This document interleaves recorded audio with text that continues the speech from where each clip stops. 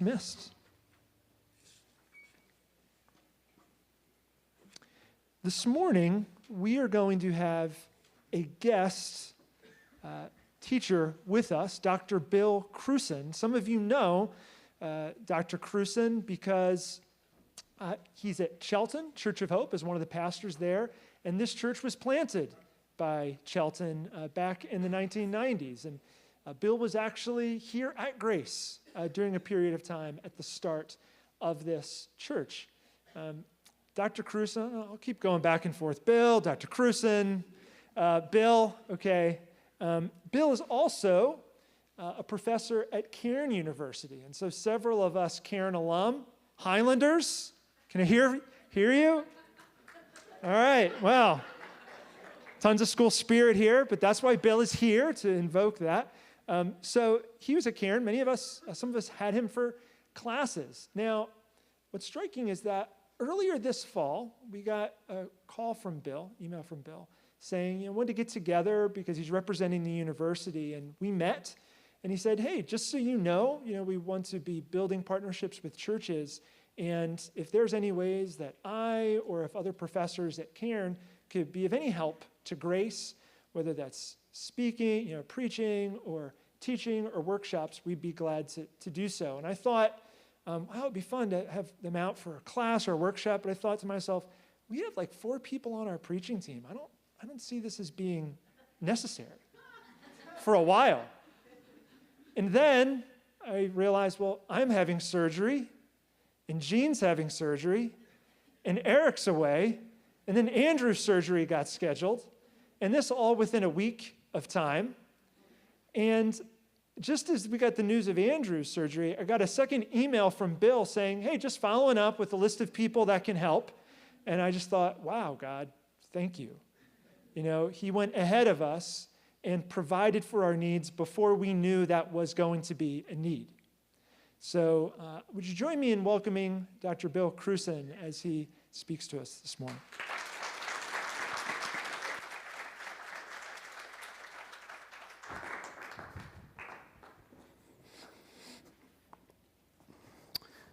Well, thank you, Dave.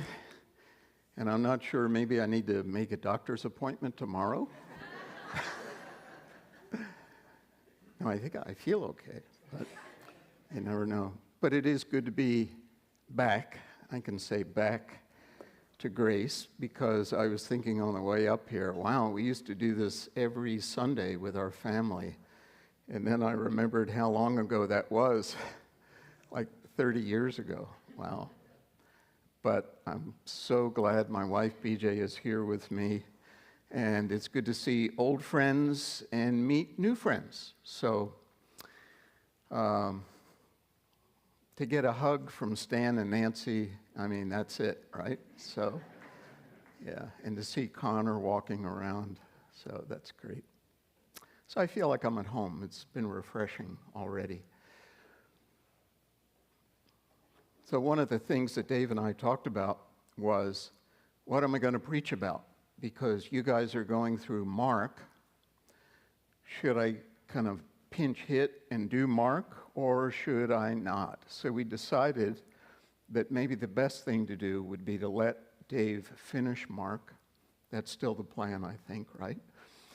And then, Lord, I'm asking, what should I tell my brothers and sisters up here? And this past summer at Chelten, our home church, we had a whole, I think it was 8 weeks on the book of Ecclesiastes. And I don't know what you think when you hear that word, but many of the people in our church were like, Ecclesiastes, ugh.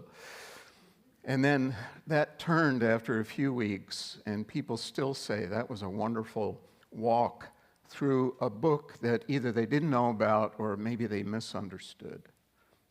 So I thought, I'm going to try to take all 8 weeks and shrink it. How many hours do I have? Yeah. No. So I'm condensing this into half an hour, and here we go. And you might say, what would lead you to Ecclesiastes? Well, first of all, you're going through the life of Jesus in the Gospel of Mark. Ecclesiastes was in Jesus' Bible, right? Jesus' Bible was the Old Testament. But even more than that, I think, kind of like what Terry said a moment ago about that 5-letter word that it's really hard to even say again, COVID, right? I don't like to go there in my memory. I don't like to think about it. But even since then, we all have things in our lives that either test our faith, make us wonder, God, what are you up to? And God, is this really real, my faith in Christ? You know, that's what the book of Ecclesiastes talks about. Maybe this week you might say, something like this happened to me. You know, I just got tires on my car and my battery dies. Or, God must be upset with me when all these bad things keep happening in my life. Or have you ever heard this one? 2 terrible things just happened, so now I'm waiting for the third because bad things come in 3. That's not in the book of Proverbs or the Bible, right? And don't we all want to make sense of our world? Right? There's something in our brain that says, this happened. You know, I just saw online that there was somebody struck and hit on the 202 bypass. Did you hear that over the weekend? And then immediately you go to, well, why did that happen? Why did the car go off the road? Or why wasn't there protection for that person on the walkway? Or, right? We're not satisfied with raw news. We want to kind of make sense of the news. And to do it, we all have our own network in our brain where, since we're kids, we try to make sense of life. We organize it. It's a cause and effect thing. The book of Ecclesiastes is a wisdom book. God gives us, God is a good father, right? We just sang it. He gives his people wisdom to know how to live wisely. There are 3 books of wisdom in the Old Testament. You know them, right? Job, Proverbs, and Ecclesiastes. Now, the book of Proverbs, you probably know, is all about Proverbs, right? How things usually work. And the book of Proverbs seems to give us this assurance that if you make wise decisions, wise choices, you will get good outcomes, and if you make foolish ones, you get bad outcomes. And then if you've done enough reading or thinking or living, you say, well, hold it, that proverb didn't work for me. That, I'm not sure. Well, remember, it's a proverb, not a promise, but still. And here's where the book of Ecclesiastes comes in. Ecclesiastes says that's not always the case. So today we're going to look at the whole book, but not every verse of the book. We're going to look at 3 themes that run through the book like a thread. Now, you know, wisdom literature is not like the Gospel of Mark. You're starting at Jesus' beginning of his ministry, going to his death and resurrection. It's chronological, right? Wisdom literature is thematic. So it takes a topic, a theme, and it talks about it, and then at the same time it takes another one and weaves a strand around that, and then here a third one and weaves it again and again and again. Kind of like music, where you've got melody, harmony, what's the other one? Anyway, you get my point. So what are the 3 themes? Here they are real quick. Oh, I forgot to click. Yes, I'm not used to having a yes, no. Help me. There we go. Okay. So now when I click, here are the, you'll see in a minute. Yeah. So maybe we'll start with this and say, have you, when I said the word Ecclesiastes a moment ago, maybe some of you were taken back like, wow, I wish he would have preached on something different, or maybe I should have skipped church this week, because Ecclesiastes has left a bad taste in my mouth.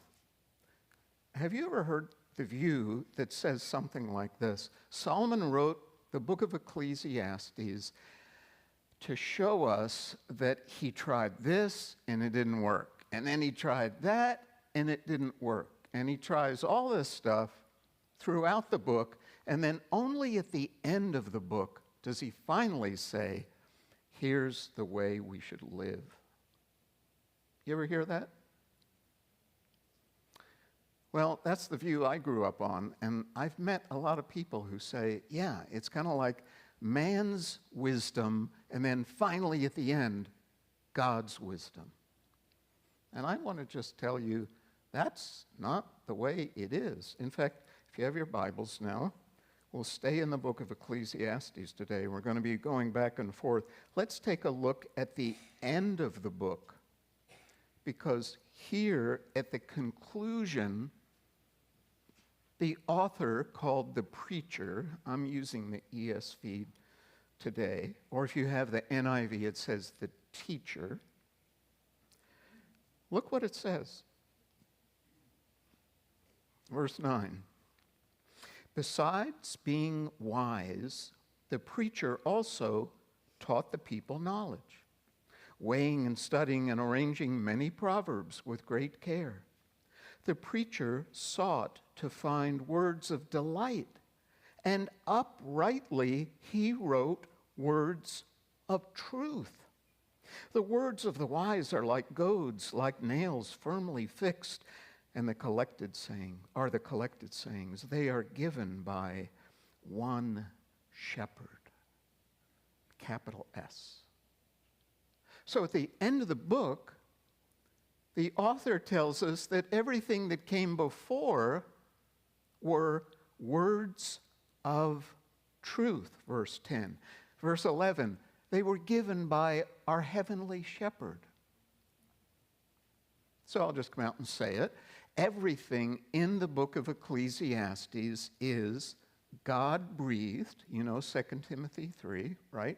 All scripture, including this book, is breathed out by God and profitable. So that's what we're going to look at today.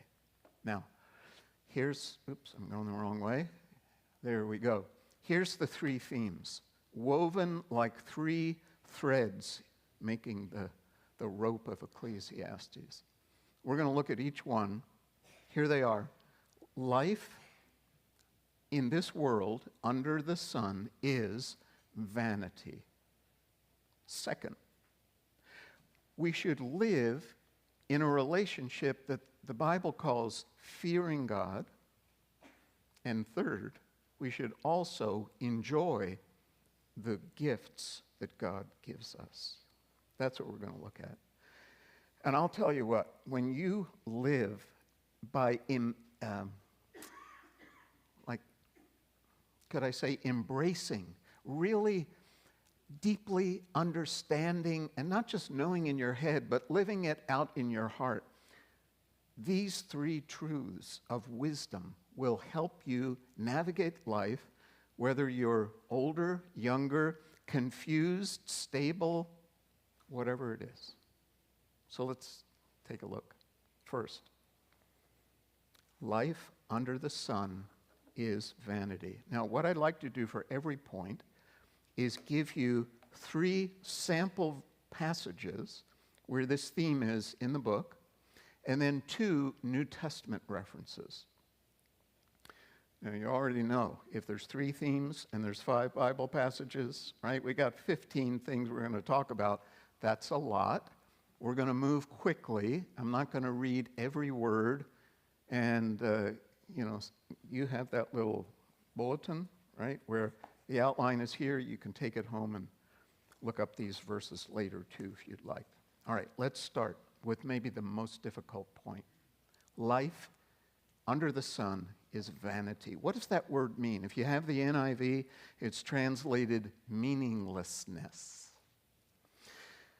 Well, the word is used in the Old Testament. The Hebrew word, by the way, is hevel, Hevel. Probably never heard of that one. Hevel. It's used 71 times from Genesis to Malachi. But in the book of Ecclesiastes, it's used 37 times. That's half of the times. So what does it mean? Well, if you take a look at all those uses, you get a description like this, and it kind of is like a coin that has two sides to it. Number one, it can describe something that is transitory, temporary. It translates in the Bible the word wind. Or on a cold morning, you go out now, and if you breathe out through your mouth, you see this little cloud, vapor, right? And then it disappears. Your breath. It's here, and then it's gone. Temporary. The other side of the coin is that if you look at that breath, that little breath cloud, there's something mysterious about it because it doesn't stay. If you try to capture it and put it in your pocket, you can't do that. And so the idea of mysterious or inscrutable, enigmatic, incomprehensible, that's what vanity means. It's both temporally fleeting and intellectually futile. And sometimes in the book, maybe like 10 times, it's accompanied with another phrase, striving or chasing after the wind. And just think about that image for a minute, right? If you're a little kid, maybe you see leaves blow. Try to chase the leaves, but try to catch the wind, right? So I remember hearing a soap bubble is like vanity, right? You ever do that? Make those big or little soap bubbles? Oh, they look at the colors. If it's sunny out, if you're outside, and then suddenly, boop, it's gone. That's this word. Now, why do we know that that's what this book is all about? Because let's take a look at the first chapter. The second verse actually says that's what this book is all about. Verse 1 starts, the words of the preacher, the son of David, king in Jerusalem, and now the first words out of his mouth are, vanity of vanities, says the preacher. Vanity of vanities, all is vanity. And now if you're going to go with me, your pages or your clicking button is going to keep going back and forth. So here we go. The end of the book, right where we were.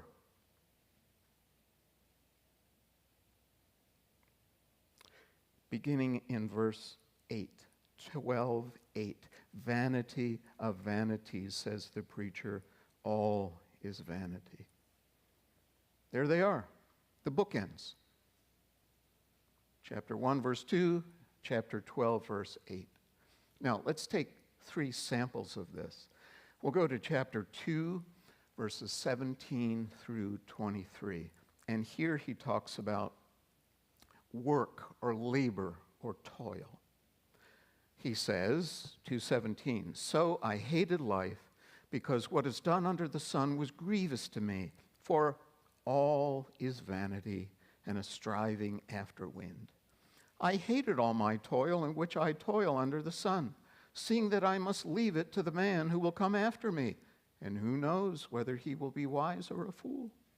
Yet he will be master of all for which I toiled and used my wisdom under the sun. This also is vanity. So I turned about and gave my heart up to despair over all the toil of my labors under the sun, because sometimes a person who has toiled with wisdom and knowledge and skill must leave everything to be enjoyed by someone who did not toil for it. This is also vanity and a great evil. What has a man from all the toil and striving of heart with which he toils beneath the sun? For all his days are full of sorrow, and his work is a vexation. Even in the night his heart does not rest. This also is vanity. Can you hear that? Almost a deflated sense of despair. You ever feel that? Maybe not to that degree, but do you ever feel like the laundry just never gets done? Or the dishes? Or I just painted that last year and now it's peeling. Or just when you think you're making a dent in your fix-it list, new things get added. Not just people, not just things, but people too, right? Yourself with your own problems, and now you've got other people in your life. Oh, Lord, really? I thought we dealt with that. And more than that, he says, then we die, and we're going to leave all our stuff to the unpredictable next generation? Yikes. Like, they're not going to take care of things the way I do. Or who's going to get it? Or should I even keep doing it if nobody's going to care? I'm sure we feel that way, right?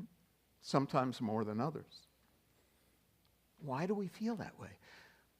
Because our world is infected with vanity, hevel. That is the way it is. It always has been, and until Jesus comes, it always will be. That's one little sample from the book. Here's a second example, chapter 5, verses 10 through 12. Here it talks about wealth or money. 5:10, he who loves money will not be satisfied with money, nor he who loves wealth with his income. This is also vanity. When goods increase, they increase who eat them. And what advantage has their owner but to see them with his own eyes? Sweet is the sleep of a laborer, whether he eats little or much, but the full stomach of the rich will not let him sleep. If you love money, it won't satisfy you. Money will pay your bills, but money can never pay the bill inside your soul. And you probably heard about this rich person one time that was asked, how much money do you need to be satisfied? You know what the answer is, right? Just a little more. And I know that might sound maybe a little funny, but tragically, that person reveals that they're in love with money. And the love of money will never be satisfied. In fact, in verse 11, the preacher says, the more money we have, the more we buy. Isn't that interesting too, right? You get a raise, and suddenly you wonder, we can't save anything. Why? Because we're spending the raise. He also says that people who work hard tend to sleep better than those with wealth, since the rich have more leisure and don't work and get tired. And maybe that's not as true in our economy, where maybe in a white-collar world, your body doesn't get as much exercise as people who work with their bodies, but it's true. One commentator said this way, that these kind of people suffer from the indigestion of materialism, being too full of good things. Now, are you depressed a little, right? So not just money and the fact that, yeah, you have it, it's good, but it's never enough. And, well, now, remember, let's pause for a minute. These are just observations. He's not making value judgments. The preacher is just looking around at life under the sun and saying, this is the way it is. Let's do one more, chapter 11, verses 7 through 10. Talk about a different kind of vanity, the vanity of youth. Verse 7 says, light is sweet and it is pleasant for the eyes to see. So if a person lives many years, let him rejoice in them all. But let him remember that the days of darkness will be many. All that comes is vanity.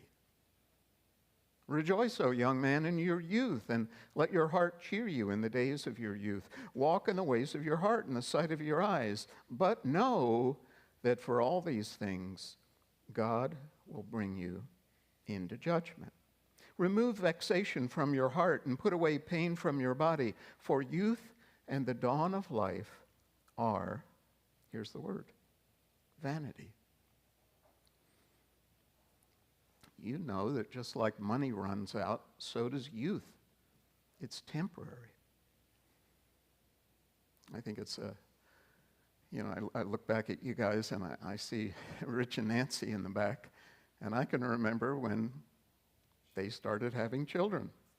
And now your kids are in college? Okay, so almost, not married yet though. You're not grandparents. Okay. You see where I'm going here? But others of you, 30 years ago, right? The kids are old, now the kids have kids. Yeah, that's the way life works. That's the vanity of life. Not bad. It's fleeting. It's somewhat mysterious. Aging is normal and natural. This, for us as believers, it's not pessimistic, it's realistic. Every day we live, we're one day older. And every day we live in a moment, a time. And you may know, I'm not going to talk about it today, but in chapter 3 it talks about there's a time to live and a time to die. Time for this and a time for that. All right, now I've kind of skipped over the New Testament. Oh, I've skipped over clicking too, haven't I? So there we go. Oh, no, there we go. So I'm not used to using a PowerPoint when I preach, so remind me, click or something. All right, so is this just an Old Testament truth? No, because in the New Testament, you see the same teachings. So listen to Romans 8, verses 20 through 21. For the creation was subjected to futility, not willingly, but because of him who subjected it, in hope that the creation itself will be set free from its bondage to corruption and obtain the freedom of the glory of the children of God. Here's Paul actually using the word vanity. And you say, hold it, it's futility. Yeah, I know. But remember, Paul is speaking and writing Greek, and the Greek Old Testament translated the Hebrew word for vanity as futility. And Paul locates why and where vanity first came from. Like, why are things fleeting and not eternal? It's because, you know the story of redemption, right? God created everything perfect. And Adam and Eve rebelled and brought sin into this world. And when God cursed the world, vanity began. Corruption begins, and it stays.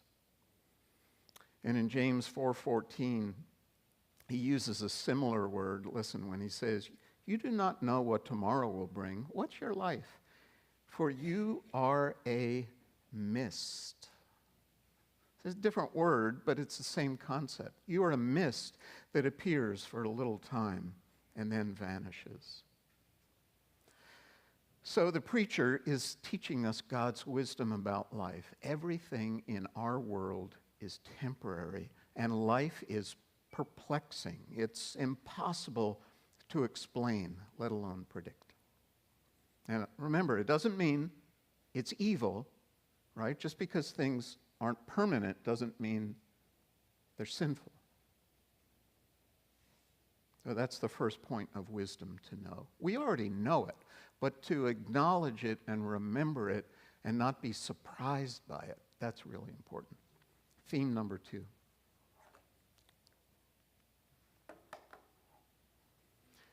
Live in the fear of God. Now again, maybe I should talk for a moment about fear of God. I thought we're singing about the love of God. What happened here? Well, what happens is that the Bible has many different ways to talk about a relationship with God.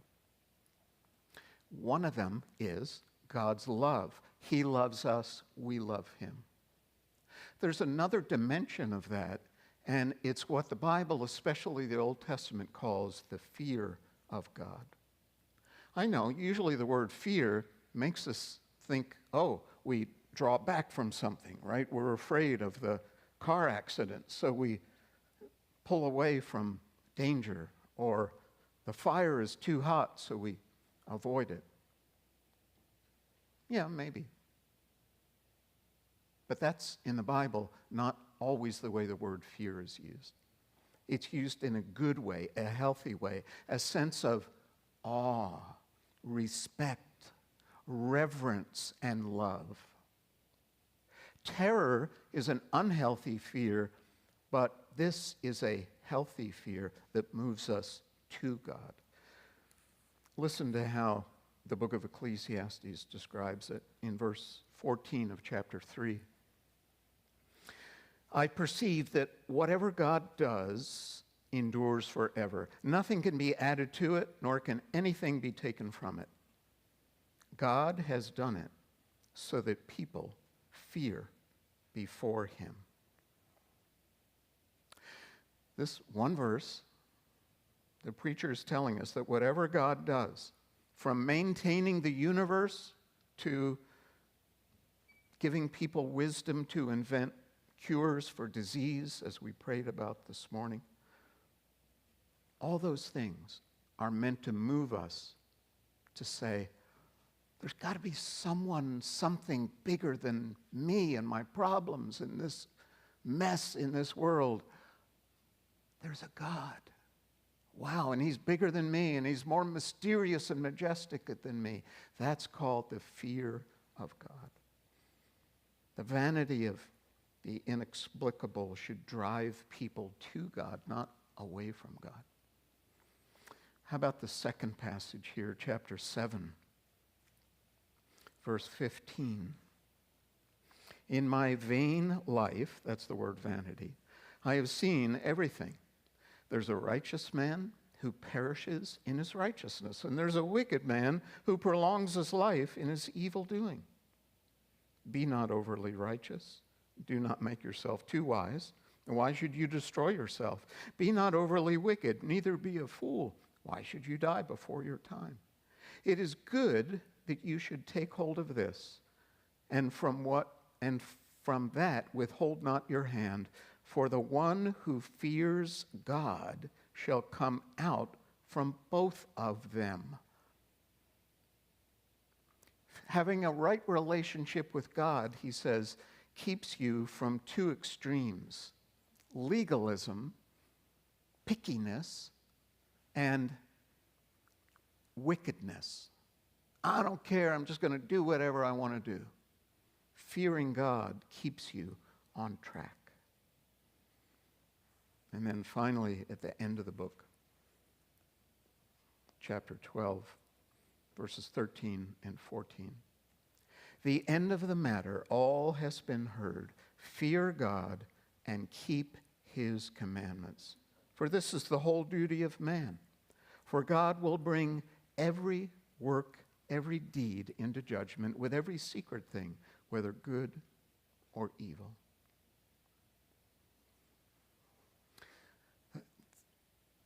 Do you see how the book starts with vanity, and all through is the fear of God, and it ends with vanity and the fear of God? Watch how these things balance each other out.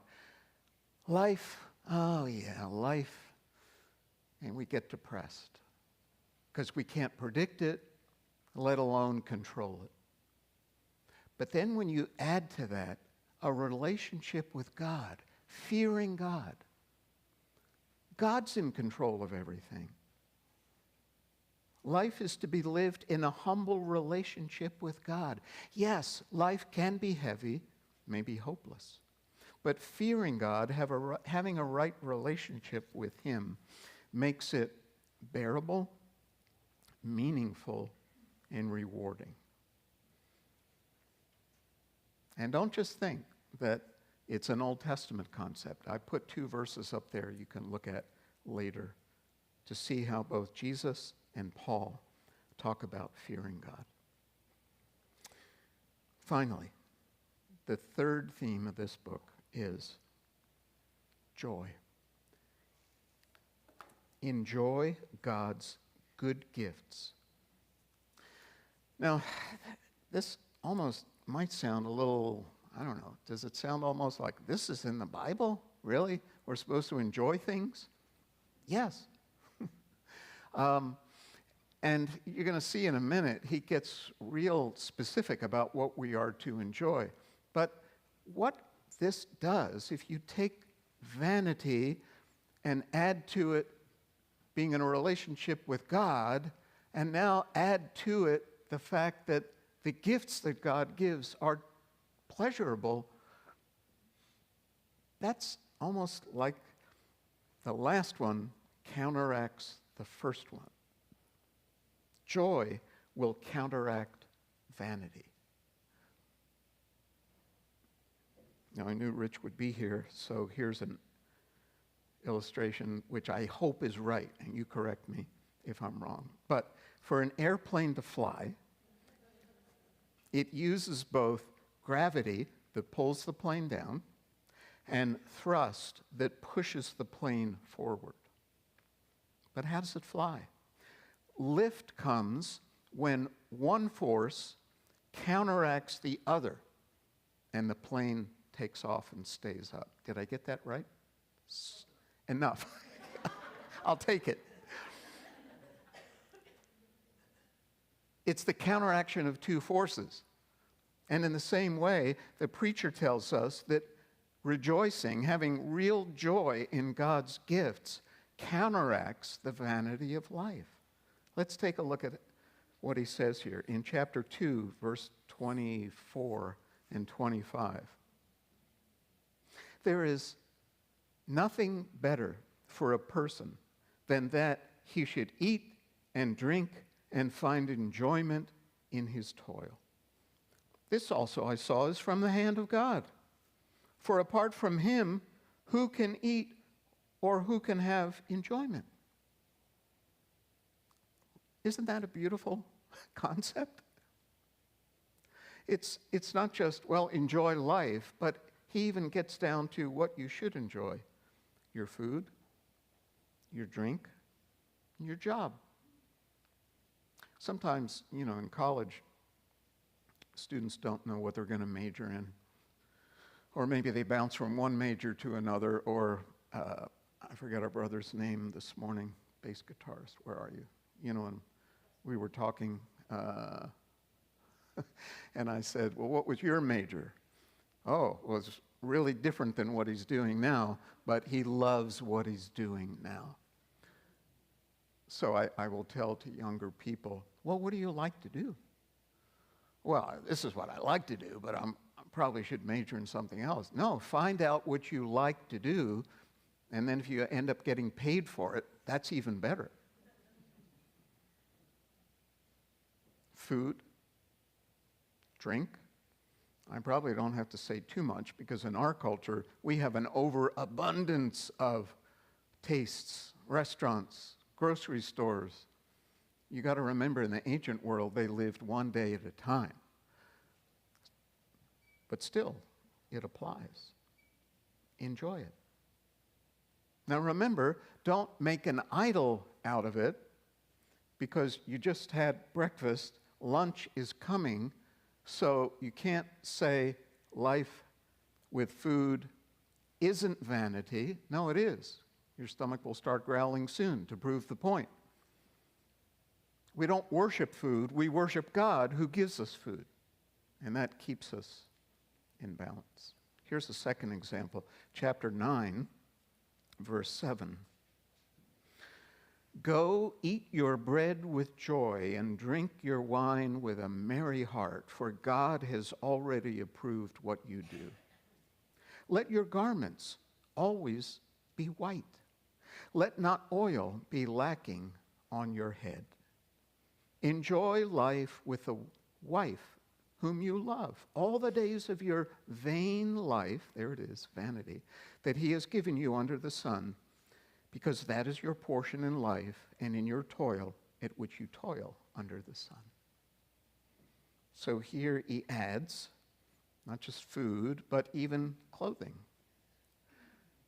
Enjoy what you wear. Look good. And, this sounds, here we have to build a bridge to the ancient world. It says, let not oil be lacking on your head. Yeah, well, I try to do the opposite, so, right? No, well, in the ancient world, in the dry Middle East, having olive oil on your skin and your body meant you looked well, you looked healthy. So whatever it takes, right? Enjoy that. Don't make it a god, but it's not wrong to thank God. Lord, thank you for this food. Thank you for my family. Thank you for these clothes. Lord, life is good. That counteracts the vanity of it. And then finally, chapter 11. One more sample here. And we already looked at this when we talked a few minutes ago about youth and old age, right? But look at how these things are woven together in the same passage. This is 11:8 through 10. So if a person lives many years, let him rejoice in them all. But let him remember that the days of darkness will be many. All that comes is vanity. Rejoice, young man, in your youth, and let your heart cheer you in the days of your youth. Walk in the ways of your heart and in the sight of your eyes. But know that for all these things, God will bring you into judgment.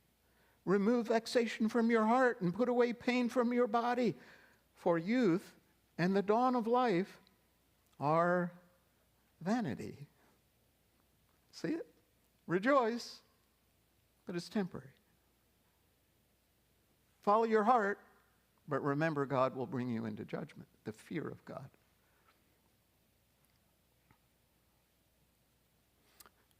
And then I just pause and say, have you ever thought about even the emotion of joy? When I talk about enjoy this, usually you don't have to force yourself. All right, I will enjoy broccoli. Or, I mean, you put a bowl of ice cream in front of me. You don't have to command me to enjoy it. Well, why is that? What is this emotion of joy? Just step back for a moment. It's part of us because we're in the image of God. God has joy. He creates us in his image with the ability to experience joy. So even that ability to enjoy is a gift of God that should be enjoyed. And I'll let you look up Philippians 4, but I would like to read you 1 Timothy 6, verse 17.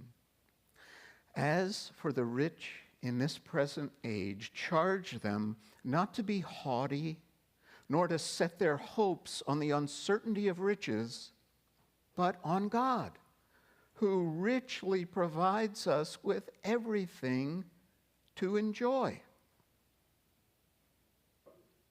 Wow. God is the one who gives us what we have. And don't feel guilty if you enjoy it. Do feel guilty if you worship it and try to make it permanent. No, it's vanity. It's a gift of God. We should worship our giver and enjoy his gifts. A friend of mine said Christians should be the saddest people on earth. Really? That's what I thought. He said, because we know how the reality of vanity affects all of us. We not only see the result of sin, but we know what the cause is. That's very sad. But, he said, Christians should also be the happiest of all people. Why? Because we know the most important thing, that even in the vanity of life, God is with us, and that gives us joy. And I hope you know Jesus. I hope as a believer you can put into your soul these three truths like a three-legged stool that keeps you stable in life. Again, life is vanity. It's temporary. We can't figure it out. Number two, love God, fear him, know him, believe in Jesus, and walk with him every day. And then, next time you take a drink or a bite or take a look at a gift that God has given, smile, rejoice, because he is the giver of all gifts.